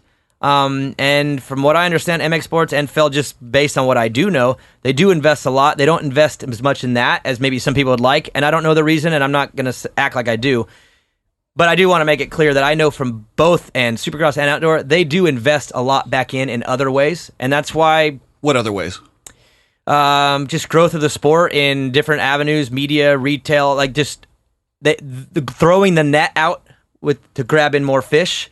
And there's different philosophies on how to do that. Kind of like how Utah's the finale because they put $20 million. Yeah, in fact, I mean, I guess we should go to that right now because I know you did an article, which is cool because I read it and I'm like, sweet, I'm glad you reached out and got some answers back from them. What do you know about the schedule? I mean, I kind of know about Salt Lake and why. The St. Louis one, I don't understand. I'm sure it was just availability and people are freaking about that. But guys, Houston was round 2 like 2 years ago and y'all freaked out that like just... I know it's hard for the privateers and I do agree that like somehow something needs to be better for them with that travel schedule. But at the same time, if you guys knew the layers that it takes to even book these stadiums, it's not like they have free run at every stadium every day they want. They don't have that availability. But it made my brain hurt hearing all the different angles that they have to cover to get these stadiums. They had to have it for a week. Now you got to convince Jerry Jones and these people with these billion-dollar stadiums, yeah, we're going to bring dirt in here, and we need a place to keep the dirt. And we need it during football season, so we're going to book it when your team's playing because they won't make the playoffs. There's concerts coming in, and I'm sorry, but Supercross is not as big as a Luke Bryan concert coming through your stadium. Make the playoffs. And Luke Bryan will go ahead and have his stuff in and out of there in 3 to 4 days. Not even that, dude. I've seen those. I was guessing 2, but what I'm getting at is for those of you out there that get frustrated when you see the schedule and you're like, oh my God, it's so inconvenient. It's really, really, really inconvenient for them, too, when they're trying to make it all work. It is not just like, so where do we want to go on March 10th? It's not like that. Let me break down next year's schedule. So it goes Anaheim, St. Louis, Anaheim. But when I talk about Glendale, and that's the weird one, because Glendale apparently didn't want round 2 next year because they think that they're going to be in the playoffs, which they're not. Yeah, I'm a Cardinal fan. I'm sorry, we're not going to be in the playoffs. Like, Houston that year was round 2, and there was a contingency plan if there was the Texans somehow got a first or had a home game. The Cardinals aren't winning the NFC West. I'm sorry. They're not going to have a playoff game week 2. So, but if I'm the Cardinals and we've got the stadium and that brings in so much money and I go, wait a second, my fans just heard, the season ticket holder just heard that you rented out the stadium when they should be in the playoffs and the season hasn't started. I'm kind of pissed if I'm a Cardinal fan and I don't care about Supercross. Okay, and that pisses me off. I know, because now their fans go, our own franchise is already giving up on us before the season starts because they're going to go book a dirt bike race when we should be having a home playoff game. But I guess it, and then again, so now Feld has dealt with that. Hey, round 2 would have been great for Glendale, but now they won't let them till round this week. Hence Will it even work? Oh my God, now we have to move this one. Guys, it is literally putting together a damn near impossible puzzle. But I do want your take on the Salt Lake thing because one was... I got more to say to the St. Louis. Okay. So it goes all the way to St. Louis and then back. People say, well, why don't you go Anaheim, San Diego? Well, there's a certain amount of people that can buy tickets. The same family is not going to buy 3 tickets 3 consecutive weeks. Right. It cannot oversaturate one particular area. It's already hard as it is with those 3 in Southern California. So you have to spread them out. What they would like to do is keep it like Oakland or Glendale, something on the West Coast, but unfortunately that wasn't the way it is. It didn't work. I would like to see, if you make the top 40 at Anaheim, you know what? We're going to give you a travel per diem of $500. I mean, it's nothing, but it's probably half the cost of the fireworks. Just because it's inconvenient for them to go, but yeah, it's also inconvenient for Feld. It's inconvenient for everybody. But let's share the blame a little. Again, I don't know the business side of things other than Dude, what do those fireworks cost? The only thing that would probably be the same cost as half of those. And I will say this too, for those of you that feel bad for the privateers, I get it, but I see sometimes a comment like, "Dude, that's so messed up for the truck driver." Dude, the truck drivers, they're truck drivers. Like, dude, whatever. And me, I'll tell you right now, for my schedule, I'm stoked St. Louis is round 2. You know why? Because when I get in the middle of the season and I got to go east like 6 or 7 in a row, it wears me out. And if I could get an east one kind of taken out of the way early, it makes my middle of the season. So I'm super selfish, and I'll tell you right now, I wish there was a few more east ones early just to spread them out. They're breaking down data as to what their potential audience is, what other events are out there, and I mean, it's not the first time breaking this stuff down and trying to figure out what audiences are available, and that one works. And can I make a prediction? Yes. Next year's schedule, 2021, people are going to freak out. You know why? Why? Because people freak out. Yes, and they always talk, but I felt like it was too negative this year. So that's why I reached out to him, and I was like, I would like to explain why it is what it is, and people kind of understand when you explain. Okay, so I know Joe wants to get through, but Joe, can we take a few more minutes to just get the Salt Lake thing out of the way? Is that okay with you, sir? Yeah, bro, I'm chilling. Is that all right, Daddy? I didn't say anything.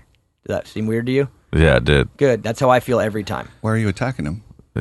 Right, I'm just sitting chilling, listening to enjoy your good conversation. Sometimes he gives me looks, and he's like, "Move along," but I want to get something. Are you still mad from the collarbone punch? No, I'm fine. I've recovered from that. I'm mad because my back's on fire. The sun is baking me right now. Okay, so let's move past that to Salt Lake City because that one was done for different reasons. Everyone freaked out. How could you not end in Vegas with the lights and the fireworks and blah, blah, blah, blah, blah, blah, blah? Well, for one, I threw this out as a joke. The teams are probably stoked because now their riders aren't going to be hungover for a week after the last round because I'm telling you right now, throwing an after party in Salt Lake City, Joe, you're going to have to do a boys trip like we do and go a little rural if you want to have some fun. You're not having much fun in downtown Salt Lake after. But dude, you'd be surprised. There are legitimate reasons why Salt Lake is now the final round. And again, this is where I said where I know they're actively looking to grow the sport.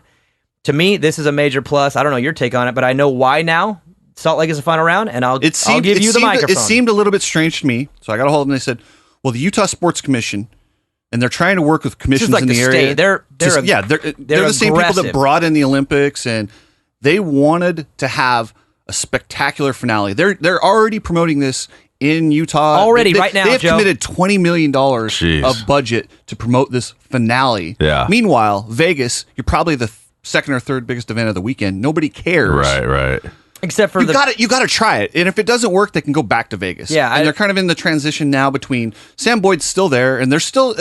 For those of you that want to go to Vegas and party, it's still there. Yeah, it doesn't change you. You can still after party. Yeah, you're not racing. I mean, maybe you don't get to you don't get to sneak into the monster party and see one of the riders. Eli's on screen right now. I don't think he goes to the after party much. Just I'll throw that out there as a guess. But what I'm getting at is you can still go to Vegas and party for round 16, but round 17 is going to be in Salt Lake because a state and a commission, a sports commission, is actively saying, hey, we really, really badly want your sport. We'll throw in insane money to promote it. That's the net I'm talking about on growing the sport because now you have more enthusiasts in the area. It's a destination spot. And guess what? $20 million in advertisement goes a long ways. Yes. Long and they ways. didn't sell out. They didn't sell out. If you want to call selling out to build the sport, yeah. But it's not like it's going in Felt's pocket. Yeah. This is just something to sustain the overall growth of the series. Yeah. And then, okay, so they want it to be a family sport, right? Well, Vegas... Have you been in the crowd when there's a lot of drink? It's Vegas. Drinking goes on. There's families there. I don't take my kids there. I would absolutely take my kids to the Salt Lake Supercross. It's a lot more kid-friendly to that next generation of Supercross fan. Exactly. There's a lot to it. It's good, guys. Don't freak out. Just if you're freaking out over it, save your energy for next year when the schedule comes out and just use it up then because you'll be mad about something next year. And guess what? If it doesn't work out, then go back. Yeah, you know what's funny is we always move on. It always ends up being okay. So just and it's funny too because everybody's screaming for change, and then there's a little tiny bit of change, and they freak. But everyone is screaming for change. Well, now they're changing, so let's roll with it. Change. Here, let me sprinkle something in. What are you doing to our sport? God, over and over, an endless cycle. Right now, there's a vital thread roasting us for this right now. We're felt puppets now. But by the way, I'm not a felt puppet. I am. So whatever. Neither am I, Cooks. Neither am I. But I am reasonable, and I look at both sides of the I'm story. like Pinocchio. Neither I'm am a real I. boy and a puppet at the same time. I'm I both. reserve my right to change my opinion with new information. Hey, there ain't no strings on me. Is that the song? Pinocchio? Mm-hmm. Maybe like one string, but whatever. Next question. Ingriff 88. Was Tomac's bike stolen from Area 51? Cooksey, hey, Cooksey, do you want to go to Area 51? No, I'm good. So, you know our other show, right? The main show, our new show? I have been meaning to download the app. Yeah, well, get with it, bro. Unless you have an Android, and if you don't have if you have an Android, just calm down, everybody. It's coming. My goodness, you guys are borderline violent over this. It's coming. Late August. But anyways, Joe and I, we talked about it on the main show. We covered Area 51 last week. Can I break it down how it's going to go? We're going. You're going to get shot. You're no, an idiot. we're not going to get shot. No, I know a guy who I was talking to who rides out there. He lives by there. Sometimes he accidentally crosses into it within just a couple minutes. Armed guards tell him, you got to go that way. Have you been paying attention? There's going to be 20 million of us. So you're going to keep charging when you see some dude right in front of you just get splattered. They can't guess shoot what? us all. It's treason, and you can be shot, no problem. They shot a guy not too long ago. Don't do it. It's stupid. You guys are idiots if you really think you They can't stop all of us. What are you going to find there? Can't stop all of aliens, bro. Yeah, we're finding the aliens. They would promote aliens. We're getting to the truth. Honestly, that's just secret war stuff they got there. I'm stealing Tomac's bike after Iron Man. I'm taking it back to Area 51. You get to according the bottom of this. Who was the question? Ingriff 88. Ingriff, you want to go? You can go with me and Joe. Cooksey's being a sissy. He won't go with us. Don't do it, man. Don't do it. All right, next question. J Davis 219. What did you think of Sexton and Roxon switching bikes on press day? That was awesome. Was it awesome? I don't even know what he's talking about. Oh, yeah, no, on press day. Kenny's all, hey, you want to ride the bike you're going to ride next summer? Yeah. Oh, okay. Whoops. So they send these guys out there. They do press day in the middle of amateur day. So they're riding this dry, beat-up track. Like, whatever, guy. Hey, let's just trade bikes and have some fun. So Roxon's on the 250 and just clutching the crap out of it because clearly he hasn't ridden one in a while. And Sexton's on the 450. I guess he almost wadded it up. I didn't see it, but I think it's great, man. Have some fun. It's press day, literally. Let's do some stuff that's going to get some headlines. Yeah. I think it's cool. I didn't know anything about it, but I like it. Next question. M. Gomes 911. Savacci looked good, yet Savacci looked good today. Where does he end up next year? Rumor has it him and Kenny don't like each other, and Honda won't sign him. I got news. That's not a rumor. Thoughts? Where'd you hear that Question rumor, mark. M. Gomes? That's not a rumor. That's true. Might be a rumor, but I think it's a true rumor. Is that a thing, Joe? It's a true rumor. There's truth to that rumor. I would say it's... can I be lawyer Daniel for a second? Yeah. I'm going to advise my Let's client. If you are seeking a position on a team, you shouldn't probably go out of your way to start trouble with their number one golden boy, the chosen, the leader of their team. Can I be Savacci? Okay, you be my client. Dude, he talks shit on me. I'm just telling him how it was. Like, what? I'm really fast. I get results. What's the problem? The problem Give me a job, Daniel. The problem is you are in the same semi with that person, and you can't have beef with the person that they pay multiple millions of dollars. It's an individual sport. It is, but listen, Savacci is a 1-year rental for Honda if he went there, and if you're going to be a 1-year rental there, you maybe if you want that spot, you don't reach out. Did you and see how fast I communicate. was in Supercross? I'm not a 1-year rental.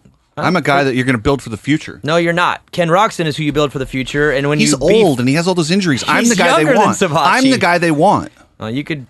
You're not selling me very hard, Joey. You've had one good. Maybe moto I need this a new summer. agent. Maybe you do. But bottom line is there is truth to the rumor because it's true. Next one. So where does he end up then? JGR.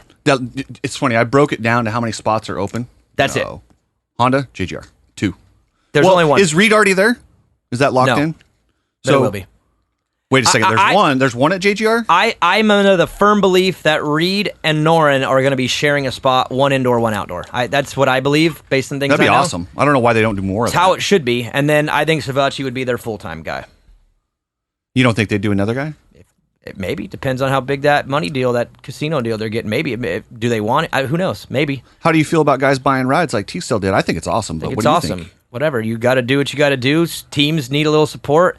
And if Teasdale was a complete geek, I would say that's stupid. But Teasdale's a good rider. He's young. No one knows him, so they're like, what? He's actually a really good rider, and he'll elevate, and he'll be great representation for them. He's not going to win them anything, but dude, if he could bring in some money and help the team and help get himself a spot, put it this way, his input or his help bringing in that sponsor is going to hire 2 or 3 other guys. He's actually bringing in money to help 3 other guys get a ride too. Now, if he only brought himself some money and got himself a deal and that was it, that would suck. But if you bring in a big money sponsor and they're able to go and hire 2 or 3 more, you did a service more than just for yourself. Yeah. So I'm all in on it. That's fine with me. You have to be a little bit careful with it because IndyCars did this and they started to water down the field because it was so many guys bought their rides. So I'm all in on it, but just maybe be careful with it a little bit. You got to look at it. Every situation in a what's that, in a vacuum, or I don't know what that means. That's what they say on Pulp, but I honestly don't understand Steve says it all the time. I don't even know what that means. I don't either. I love it, and it's great, and I think Savacci will end up at JGR with Reed, and I think Norn will be there in the outdoors. And I think Teasdale will probably ride 250 indoor, 450 outdoor for him. Just mud on the wall, and most of it I think will stick. Next one, Joe. Bounce_Greg_216. When is K-Rock gonna not let Eli show him who's boss? Man, hard to watch that ass whooping week after week. 2020 when he wins both titles. Wow, that's strong.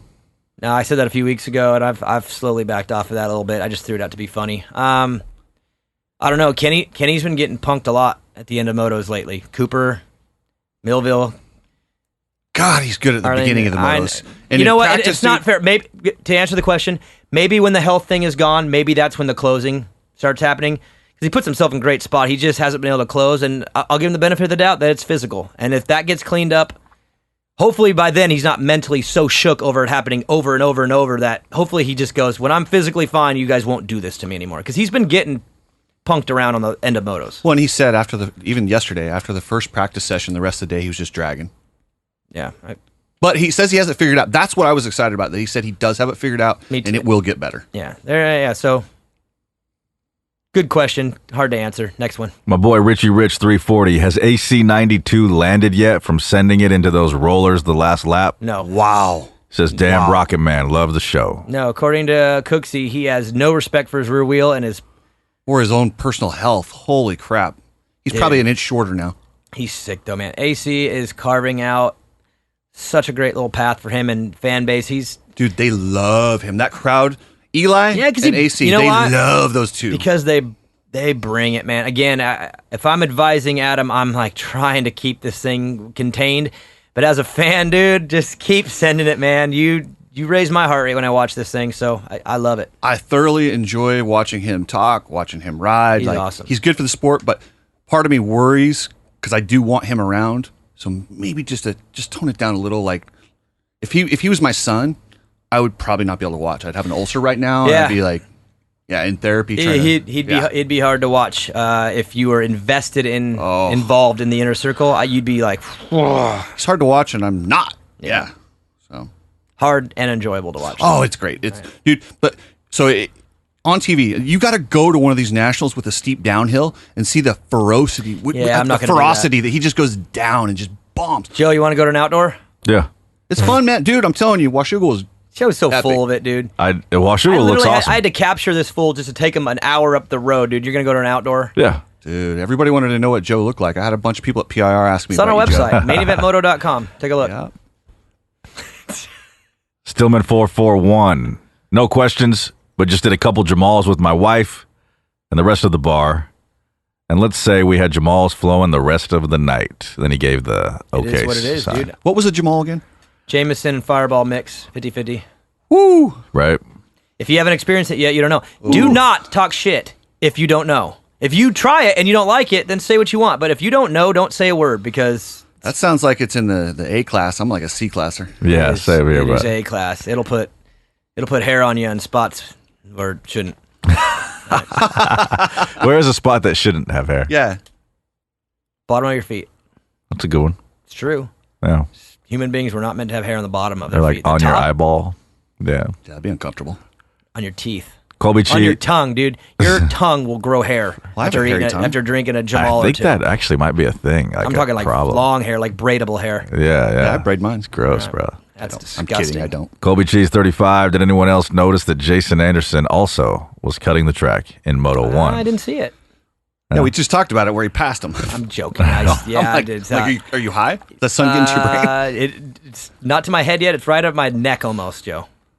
Running out of time here. OG of all OGs, NV Sage Runner. NV Sage Runner says, saw your Eagle Grit sponsorship on Andy Gregg's sprint car. Take care of my homies. Andy Gregg from Guts Racing. He's a car racer. He's rocking the Eagle Grit big old stickers on his car, representing, spreading the word out in the car racing world for us. Andy Gregg, I saw him, and then I heard the show after San Diego, and the funniest thing I heard was he's like, "Yeah, I time travel." I'm like, "What do you mean?" When he blacks out, I wish I would have known that a long time ago. Time travel, and you do the same thing. No, my buddy used to, but I would have been like, "Oh, you're time traveling," but instead we just called it a blackout, and it sounded bad. Andy, you're making horrible decisions and ruining your life. Yeah, blackout sounds bad. Time travel sounds fun. I've watched him time travel a time or two. I talked to him. I don't think he even remembers. I talked to him this Supercross, and he was time traveling then, yeah. But he held it together. It was impressive. Andy's incredible. Props. He's awesome. Next one. Jay McIntyre, 635. What are the chances of having Evan back in studio? He adds a sense of innocence, comedy, and 10-year-old intelligence to the show. He does. Big pimpin'. You know what's funny is when he's in here, I'm always a little bit nervous because he's just a little guy, and this is a big boy show, you know. He holds his own though. Yeah, I even let Maggie listen last week because she was a little like, "What? Don't put him on there." Like what? She's a little nervous that he might say something stupid. Something he hears at home. Oh, by the way, quick update on that. Everybody listening right now, if you have a kid that is of an age where they might have a nice, big, healthy belief system in like fun holiday type things, maybe fast forward the next 30 seconds, right, Joe? Yeah. 30 seconds. Me and Evan had the talk, dude. Santa is exposed. He's a goner. Santa's done. So my daughter, how old? She was like 7, and I'm like, "So, what do you know about Santa?" She gives me this look, and I go, she goes, "It's you, right?" And I go, "How long have you known?" "Oh, since I was like 5. Wow. And she just wrote it out. She's like, I was afraid if I told you I wouldn't get presents. She's like, I didn't want to hurt your feelings. That's definitely my daughter. Evan, she's sparing my feelings. Yeah. Evan's 9, and when we had the talk, dude, the bottom lip was doing the whimper. Like he was... Oh, he betrayed. Well, it stemmed from a Bigfoot argument because me and Evan are like at war right now over this Bigfoot thing, and what? All right, just move on. Dude, I was in Portland. Those hippies, they believe in Bigfoot up there. I know they do. Evan does too. Evan's given up on Santa, but Bigfoot still exists. By the way, Portland, I call you hippies, but I do like that place. It was cool. It's a rad spot. Just what's their state? Keep it weird. They definitely keep it weird. They're a little different. All right, Joe. Next one. Mountain Man 48. Howdy, Joe. How's it going, partner? It's going good, Mountain Man. I miss you, bro. I love you. Thanks for reaching out, Mountain Man. Appreciate it. By Moto Fab. DB. 60-second history on the birth of Eagle Grit and why the name Eagle Grit. Also, the Motoheads, if you haven't tried it, you should. Shit is good. 60 seconds on what? History on the birth of Eagle Grit and why the name Eagle Grit. Business partner Brian Alquist and I. Brian hammered me for a month and a half trying to convince me to start a soap business. Told me he was an idiot. He finally broke it down for me. It made sense. And then me being where I was at that time, decided to go all in, quit my job, dumped all my money into it. The name Eagle is the American bird. Grit is another word for like hardworking. So we make products for hardworking American whatever. That sounds about good, but that's our boy James Burris, aka Big James. He responds to By Motofab on that question. He says, "Go listen to the main show, my guy. He explains everything." That's true. I actually break the entire story down. Hey, and then By Motofab comes back and says, "I would love to, but I have an Android. Kiss my ass, blah, blah, blah."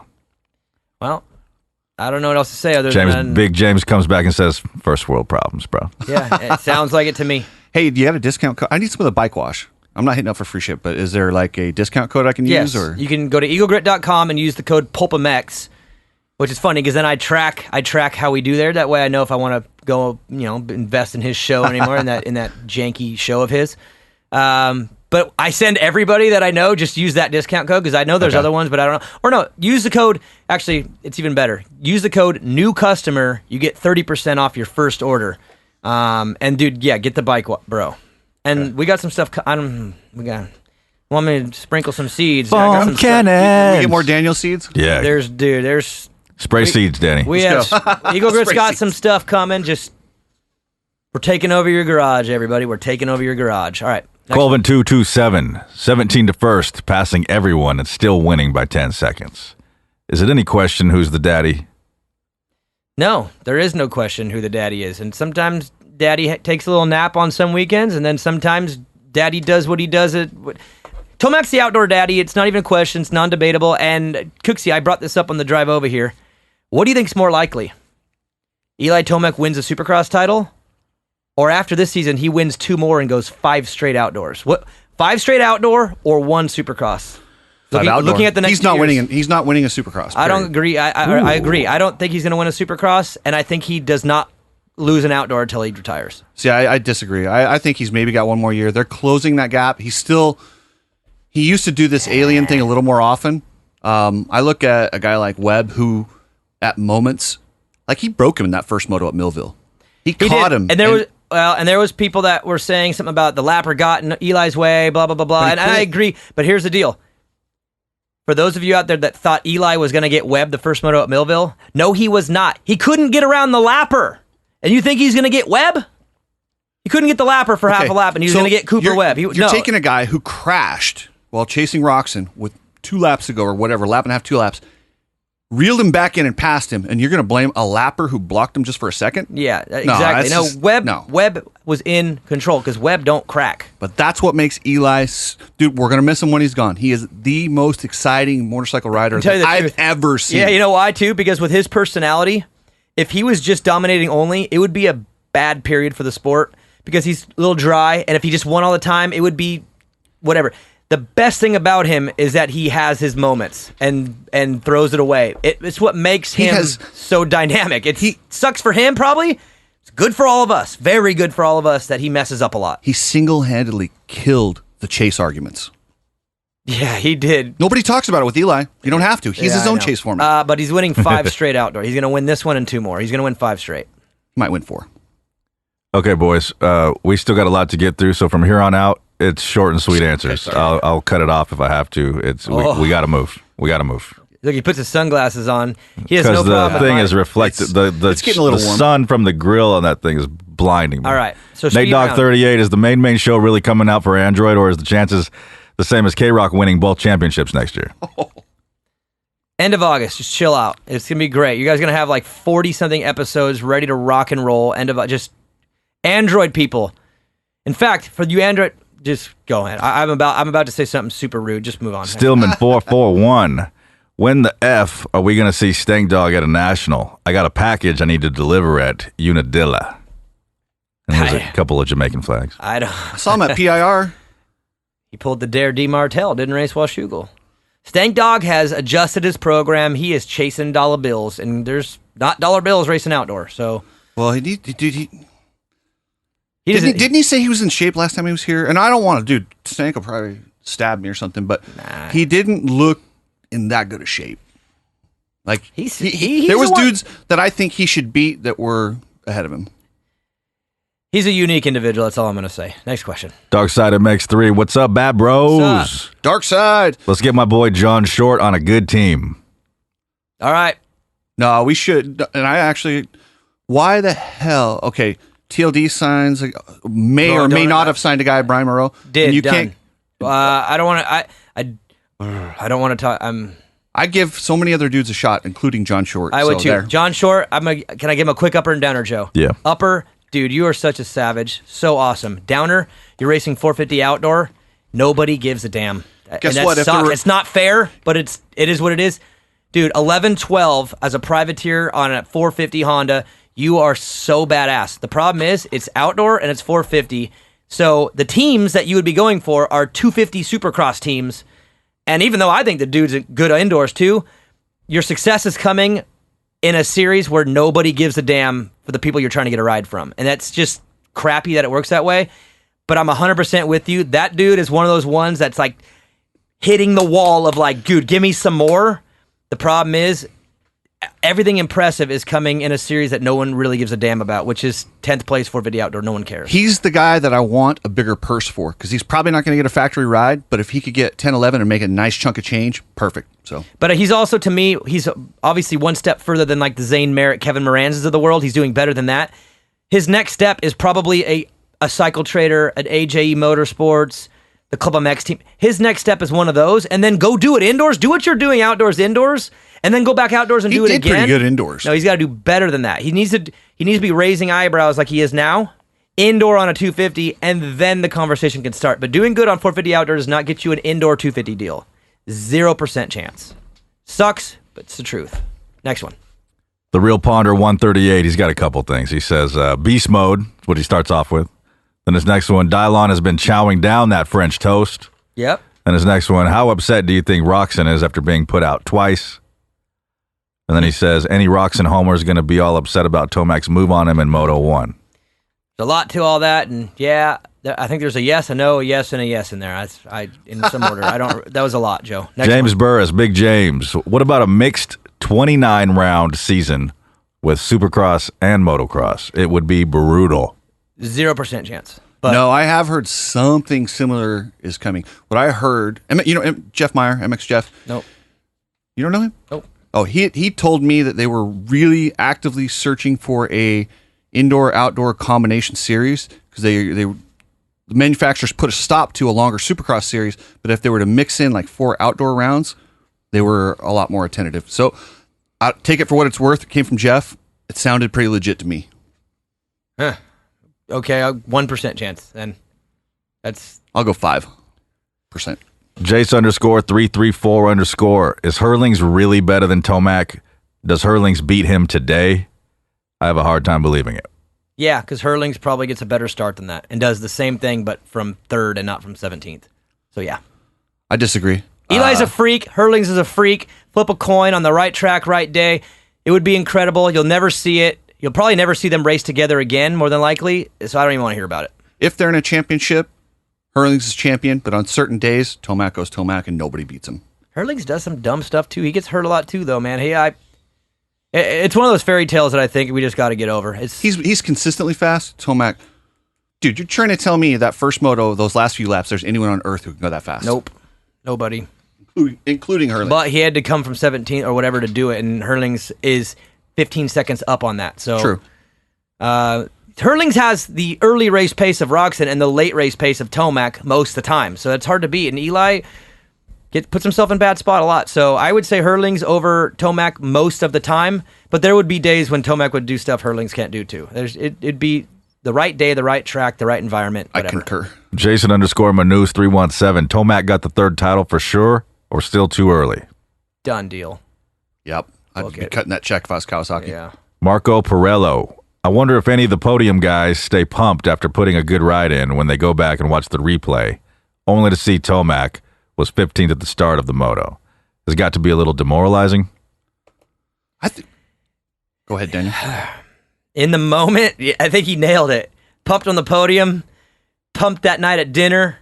You fly home feeling good. You probably get home Sunday night, you watch it back, and you're like... This is a little follow-up from a different guy, but same type of thing. Shelby SS294. Is AC shook after today? No.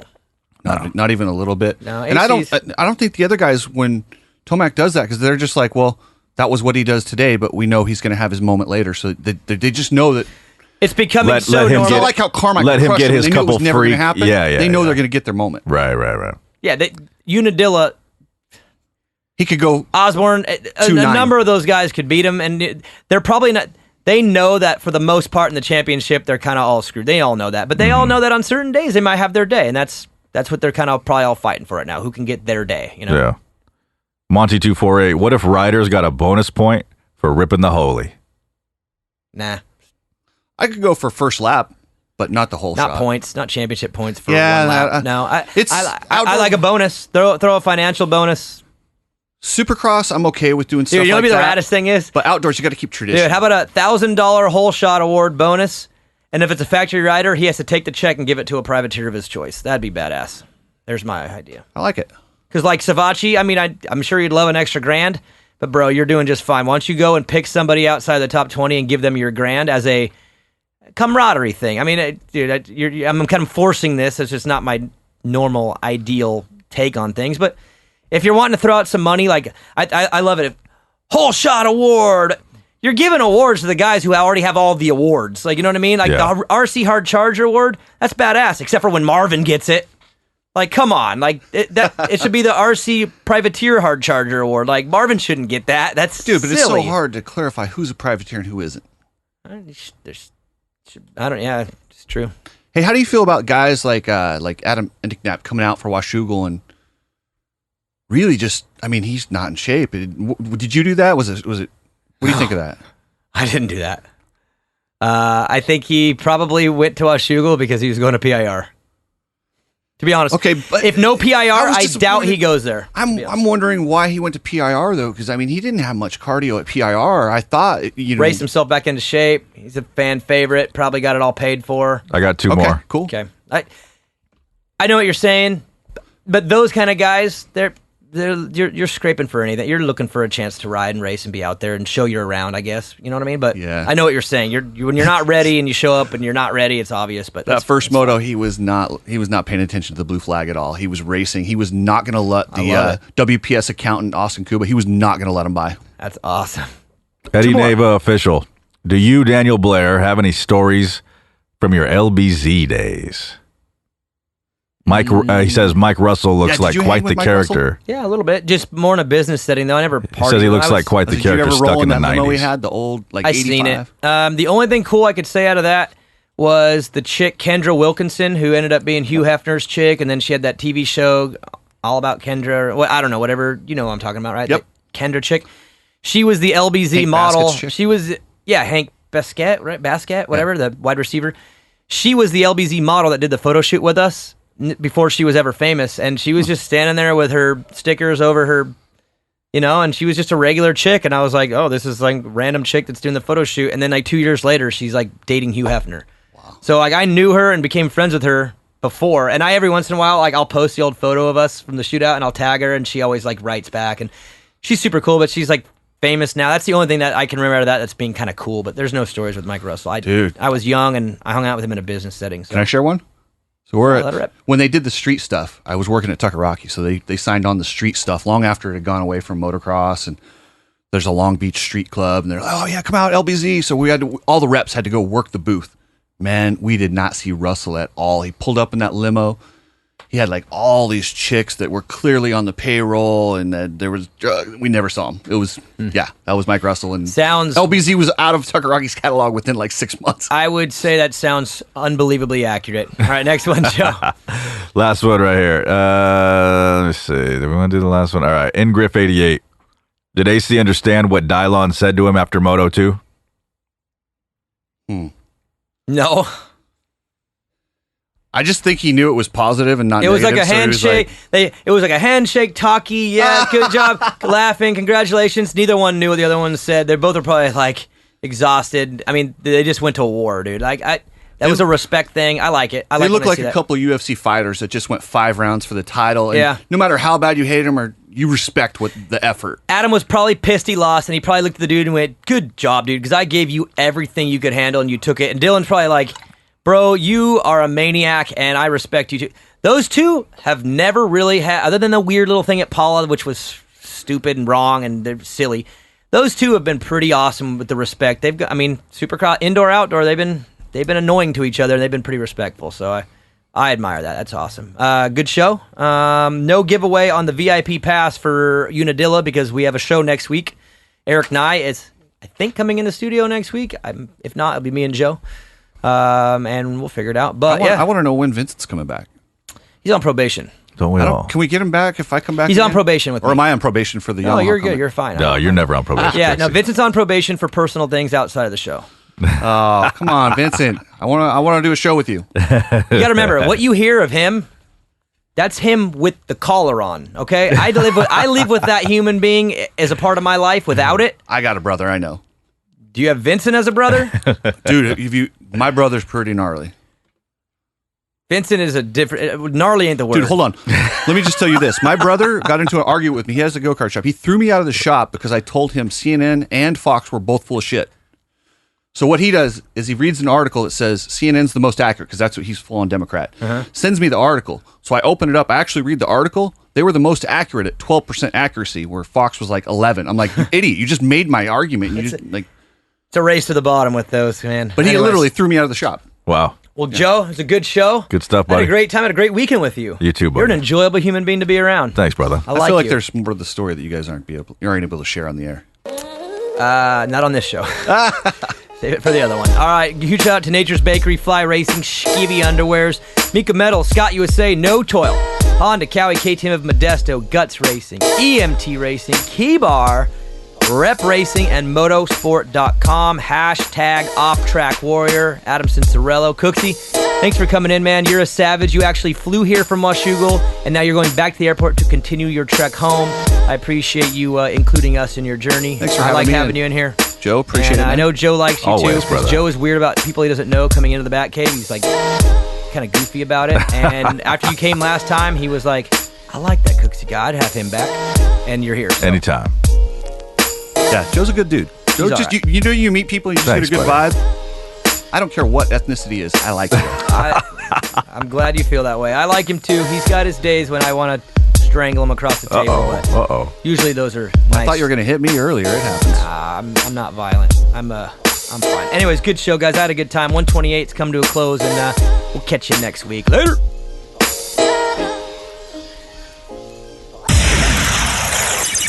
Main event motor. Screw it. You know it by now.